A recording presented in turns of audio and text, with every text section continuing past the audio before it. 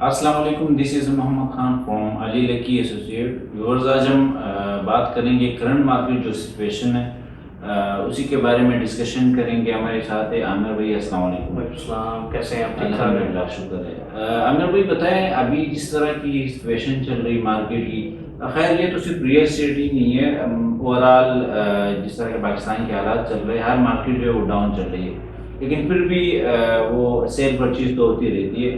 تو ابھی اس سچویشن میں ہم کلائنٹس کو کیا سجیشن دے سکتے ہیں کہ وہ کس چیز میں انویسٹمنٹ کریں، کس چیز میں سیل پرچیز کریں؟ دیکھیں، سب سے پہلے اگر ہم اپنے فیلڈ کی بات کرتے ہیں ریئل اسٹیٹ کی، تو یہ آپ کہہ لیں کہ بنسبت دوسری پروڈکٹس کے ایک ایکسپینسو پروڈکٹ ہے۔ ٹھیک ہے، تو یہ نہیں کہ آپ کو 1 لاکھ 2 لاکھ روپے کی مل جائے گی۔ کم سے کم بھی اگر آپ پلاٹ پرچیز کرتے ہیں تو وہ آپ کو 25 لاکھ سے سٹارٹ ہو رہے ہیں، آپ 125 گز کا۔ ٹھیک ہے، تو جب ملک کی حالات خراب ہوتے ہیں تو اس کا جو اثر ہے وہ پوری انڈسٹری کے اوپر ہوتا ہے۔ تو جیسا کہ ریئل اسٹیٹ مارکیٹ نہیں ہے، آپ کو بھی پتہ ہے اس چیز کا کہ جو افیکٹ ہوئی ہے اس چیز سے، یہ ہر بزنس کو اس نے اثر انداز کیا ہے، اور اس کی سب سے بڑی وجہ جو ہے وہ پولیٹیکل انسٹیبلٹی ہے۔ تو کسی بھی ملک میں جب یہ پولیٹیکل انسٹیبلٹی ہوتی ہے، اس میں کرائسس آتے ہیں، تو وہ ہر فیلڈ کو ہی افیکٹ کرتے ہیں۔ دوسری رہی بات انویسٹمنٹ کی، تو آپ دیکھیں کہ آج سے 1 سال پہلے آپ چلے جائیں تو ہر ایک پلاٹ کا ریٹ 50 لاکھ روپے تھا، آج اسی پلاٹ کا ریٹ آپ کہہ لیں کہ 30 لاکھ روپے ہے۔ تو یہ جو اگر آپ انویسٹمنٹ کی بات کرتے ہیں تو انویسٹمنٹ کے لیے سب سے بیسٹ ٹائم ہے آپ پرچیز کریں، کیونکہ پراپرٹی میں ایسا ہی ہوتا ہے کہ یہ نہیں ہوتا کہ پراپرٹی لینے کا انتظار کریں، پراپرٹی لیں اور پھر انتظار کریں۔ وہ بھی لوگ ہیں جنہوں نے یہاں پہ مائنس میں چیزیں خریدی تھی، آج وہ پلس میں انہوں نے سیل کی ہیں۔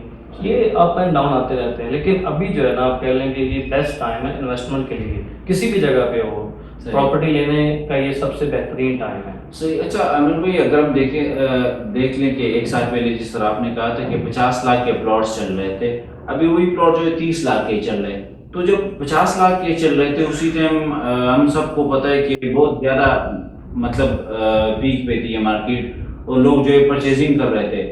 تو آیا 50 لاکھ کے ٹائم پہ لوگ پرچیزنگ کر رہے تھے بہت زیادہ، تو 30 لاکھ تو اس کی بالکل تقریباً آف آ جاتا ہے، تو ابھی تو سب سے زیادہ کرنی چاہیے۔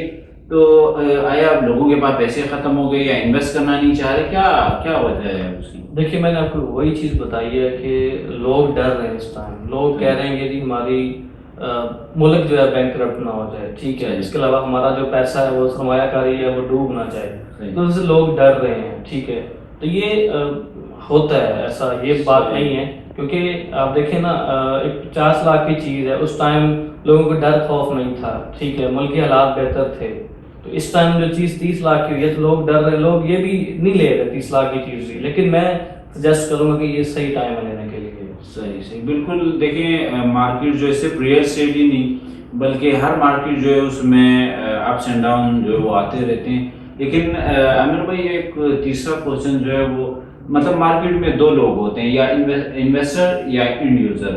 تو میرے خیال میں ہر سچویشن میں انویسٹر کے لیے بھی موقع ہوتا ہے اور اینڈ یوزر کے لیے بھی ہوتا ہے۔ تو اس ٹائم انویسٹر کے لیے کون سے مطلب ایسی پراپرٹیز ہے جو وہ پرچیز کر سکتا ہے، اور باقی اینڈ یوزر کے لیے مطلب اس ٹائم جو مطلب ہم کہتے ہیں کہ ڈاؤن چل رہی پھر بھی میرے خیال میں کچھ ہے اپرچونیٹیز، تو وہ کون سی اپرچونیٹی؟ بالکل، دیکھیں جیسے کہ آپ کو پتہ ہے کہ ایک 50 لاکھ ایک پلاٹ کا ریٹ ہے، تو ایک جو اینڈ یوزر ہے اس کا بجٹ ہے 35 لاکھ روپے، تو آج اس ٹائم جو ہے وہ اینڈ یوزر کے لیے موقع ہے، وہ پلاٹ پرچیز کر سکتا ہے، اس کی پہنچ کے اندر ہے، 30 لاکھ 35 لاکھ روپے کا پلاٹ اس کی پہنچ کے اندر ہے۔ دوسرے نمبر پر اگر ہم بات کرتے ہیں انویسٹر کی، تو انویسٹر کے لیے بھی ظاہر سی بات ہے، ایک چیز انویسٹر نے لینی ہے 5 کروڑ کی، آج اس کا وہی چیز مل رہی ہے 3.5 کروڑ کی، تو بینیفٹ ہے۔